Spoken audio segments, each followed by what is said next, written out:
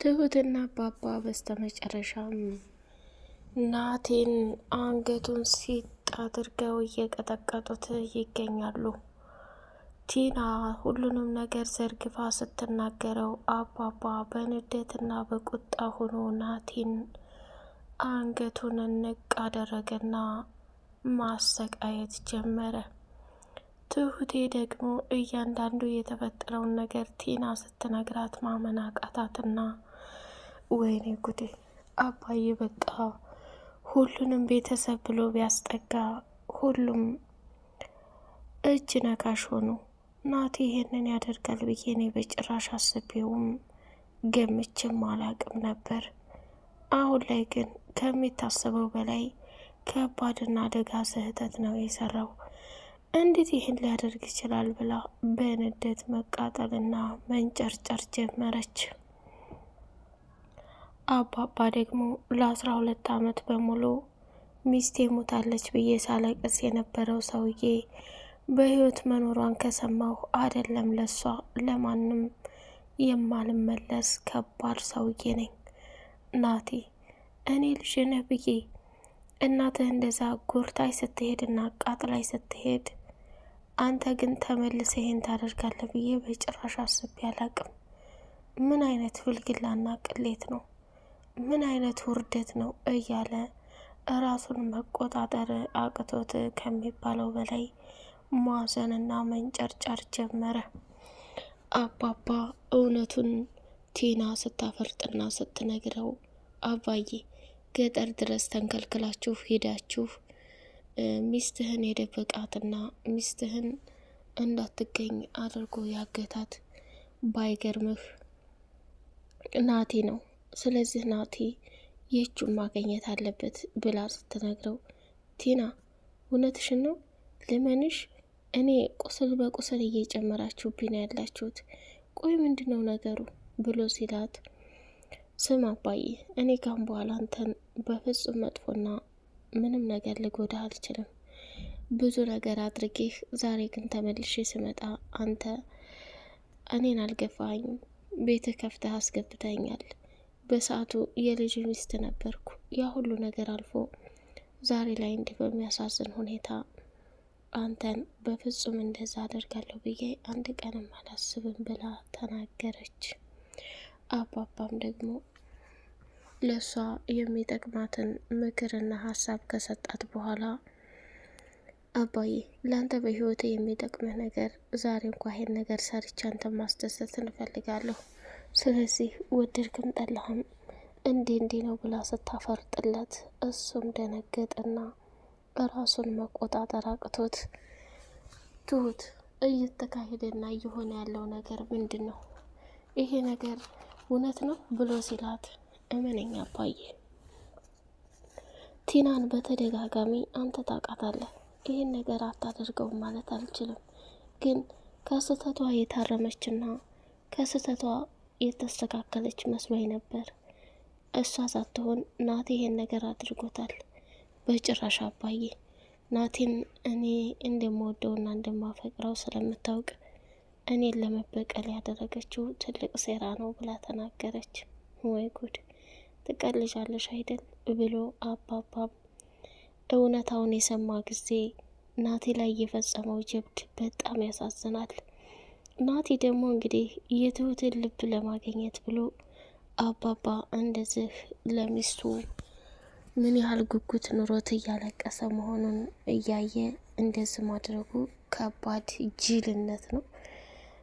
አባባን በፍጹም መክዳት የለበትም ነበረ።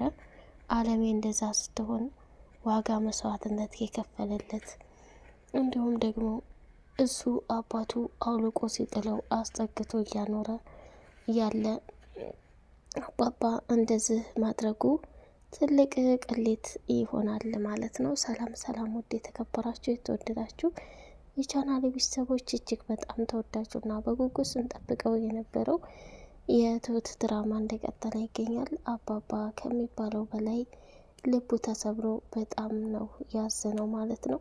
ያዘነበትም ትልቁ ምክንያት እንግዲህ እንዴት እንደዚህ ሊሆን ይችላል? ምንስ ቢፈጠር ምንስ እኔ ምን አደረኩኝ?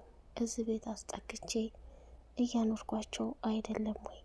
ስለዚህ ለምንድን ነው እንደዚህ ያደረጉኝ ብሎ በጣም ነው የተናደደው። ናቲም እንግዲህ ትልቅ ስህተት እንደሰራ ግልጽ ነው። ያንን ስህተት ለመሸፈን እጅግ በጣም ብዙ ዋጋ የሚያስከፍለው ይሆናል። አባባ እንግዲህ ሚስቱ በህይወት መኖሯን ሲያውቅና የአንገቷን ጌጥ አምጥታ ትሁቴ ከሰጠችው በኋላ ራሱን ማመን አቅቶት ሰተት ብሎ ወደ ገጠር ገባ። ወደ ገጠር ሲገባ በሚያሳዝን ሁኔታ እንግዲህ ናቴ ከዛ ቦታ ላይ ሴትዮቱን ወስዷት ነበረና ቆይ ምንድን ነው እየሆነ ያለው ነገር ብሎ ናቲ እንግዲህ ትሁትን ልቧን ለማግኘትና ጊዜውንም ሁሉንም ነገር ከሱ ጋር እንድታሳልፍ ለማድረግ ገጠር ለገጠር እየሄደች ቢዚ እንድትሆን ስላልፈለገ የክፋቱ ጥግ ማለት ነው። ትሁት በመጨረሻ በአባባ አለመታመኗም ትልቅ ስቃይ ነው። ትሁትን እንግዲህ ከዛ ከቤት ውጭልኝ፣ ቁስሌን እንትን እያልሽ አታድሜው ብሎ እስከሚላት ድረስ ያንን ሁሉ ፈተና ተጋፍጣ የአባባን ሚስት በመጨረሻ ባገኘችበት ሰዓት እና ተመስገን ጋር ሄደው አግኝተው በተደሰቱበት ማግስት ይሄ መፈጠሩ በጣም ከባድ ነው። አባባም የሚስቱ ያለችበትን ቦታ የሚያሳያቸው ሰውዬ እግሩ ላይ ተደፍቶ እየለመነው ነበርና እባክህ ትሁት እዚህ ብቻቸውን የሆነ ነገር እንዳይሆኑ ሰውየውን ይዘሻቸው ሂጂ፣ እሷ ጸበሏን ስትጨርስ ትመጣለች፣ የዛኔ ደውልላችኋለሁኝ ብሎ ተናገረ። እሺ ብላ አባዬ እባክህ ተረጋጋ፣ ምንም ማድረግ አይቻልም። ጸበል ገዳም ከሄደች የት ልታገኛት ትችላለህ? ማንኛውስ ጸበል ብለን ነው የምንሄደው። ስለዚህ መረጋጋት አለብን። እዚህ ጫካ ውስጥ ለረጅም ጊዜ ይህን ያክል ዓመት ስትሰቃይና መከራዋን ስታይ የነበረችው ሚስቴን ዛሬ ላይ እንዴት አባቴን ስንትን አላልኩም አላስታወልኩም እያለ መናገር ጀመረ።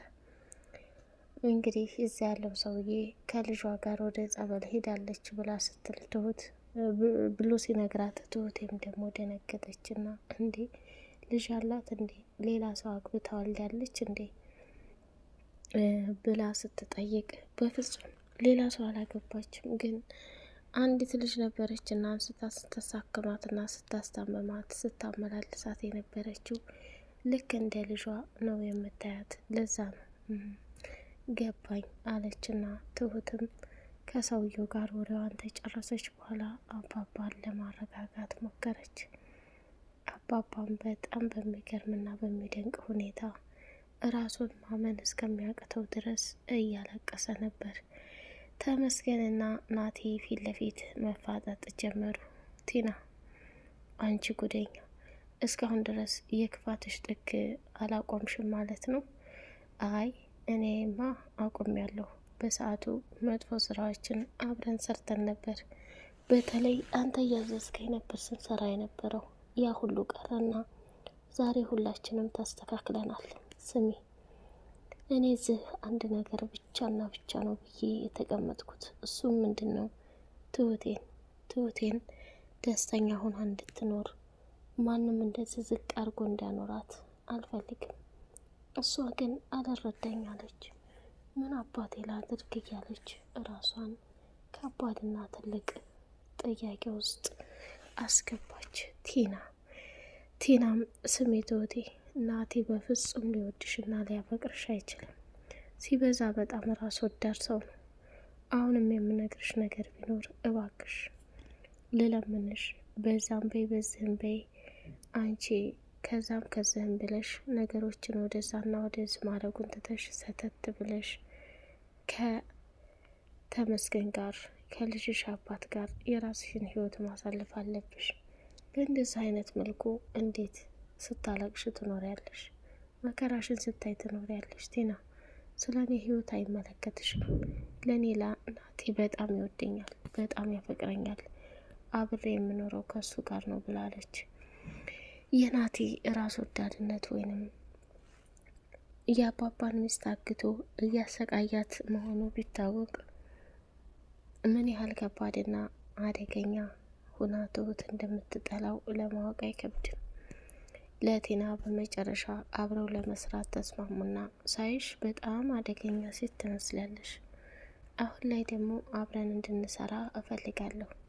ስሚ 500 ሺህ ብር እሰጥሻለሁ ብሎ ሲላት ቲና ማሰበችበትና እሺ አብረን መስራት እንችላለን ብላ ተስማማች። መጨረሻ ላይ ያሰበውንና ያቀደውን እቅድ ሲነግራት የአባዬን ሚስት አግቻታለሁ። ለምን? አባዬ ትሁት አሁን ላይ ቢዚ የሆነችው በሱ አባት ነው እየተመላለሰች። ስለዚህ ሁለታቸውም አርፎ ይቀመጣሉ፣ እኔም በደስታ እሷ ከኔ ጋር ትሆናለች ብሎ ሲል ደነገጠችና ቲና አፏን አፍና ያዘች። አንተ በጣም አደገኛና ኃይለኛ ሰው ነህ፣ እንዴት ይሄን ነገር ታደርጋለህ ብዬ በጭራሽ አላስብም። ቆይ ትሁትን ለማግኘት አባዬን ይሄን ያክል ማሰቃየት ለምን አስፈለገ ብላ ተናገረች ማለት ነው። ተመስገንም እንግዲህ አባዬ እኔ በጊዜ መሄድ አለብኝ፣ እዚህ ከቆየው ከመጠን በላይ ስቄ ሆዴን ያመኛል ብሎ አለ። ተመስገን ናቲን አግቶ ለማሰቃየት ወይንም እሱ እንደወጋው ለመውጋት ከብዶት ሳይሆን ከሚባለው በላይ ለትሁት በፍቅርና በጥሩነት ለመገኘት ስለፈለገ ነው። ናቲ የአባባን ሚስት ደብቆ እያሰቃየ መሆኑን ትሁት ብታውቅ ከናቲ ጋር አንድም ቀን ልታድር አትችልም። አባባም ደግሞ ግንባሩን ብሎ እንደሚገላግለው ግልጽ ነው። የናቲ መጨረሻ ይሄ መሆኑ በጣም ያሳዝናል። እራስ ወዳድነት ከእናቱ ነው። የጊዜ ልጅ ሆኖ ይሄን ነገር ባያደርግ በጣም ያሳዝን ነበረ። እንግዲህ የአባባ ሚስት በስተመጨረሻ ናቲ ካገተባት ቦታ ላይ አምልጣ ትሄድ ይሆን ወይስ ትሁቴ ጀግናዋ ተከታትላ ናቲ እያንዳንዱ የሚያደርገውን ነገር ከደረሰችበት በኋላ ምን ታደርግ ይሆን? አባባስ በውሳኔው ምን አይነት ውሳኔ ይወስን ይሆን? ትሁትን በድጋሚ ይጠላት ይሆን? አንቺ ውሸታም ብሎ ይከዳት ይሆን? አሁን ላይ እንግዲህ ሚስቱን ለማግኘት የጓጓው መጓጓትና ውስጡን ለማሳመን እጅጉን በጣም እየተቸገረና ዋጋና መስዋዕት እየከፈለ ይገኛል ማለት ነው። ውድ የተከበራችሁ የተወደዳችሁ የቻናሌ ቤተሰቦች በቀጣይ ፓርት የአባባና የትሁቴ መጨረሻ የናቲ ቅሌት ከቲና ጋር የሚጋለጥበት ፓርት ይሆናል ብለን እንጠብቃለን። የአባባ ሚስትም እንግዲህ ካለችበት ቦታ ላይ ተገናኝተው አባባ የተሰማውን ስሜት ለማየት እጅጉን በጣም የጓጓንበት ፓርት ነው። ቻናሉን ላይክ፣ ሰብስክራይብ እያደረጋችሁ ለምታበረታቱኝ አመሰግናለሁ። በቀጣይ ፓርት በጉጉት እስከምንገናኝ ሰላም አለይኩም ወራህመቱላሂ ወበረካቱ።